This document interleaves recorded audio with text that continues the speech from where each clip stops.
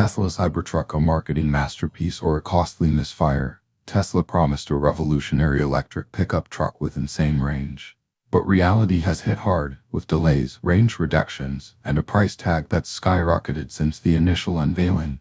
While Tesla Cybertruck has generated massive buzz, generating headlines for both its design and its price, the range extender story is a concerning narrative, originally promising an extended range of over 470 miles.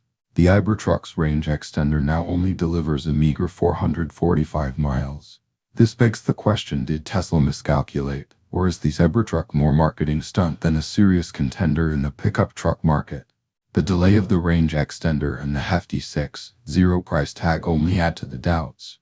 With Tesla missing its initial delivery goals, the Cybertruck is facing a questionable future. Will Tesla be able to overcome the challenges and turn the Cybertruck into a successful program?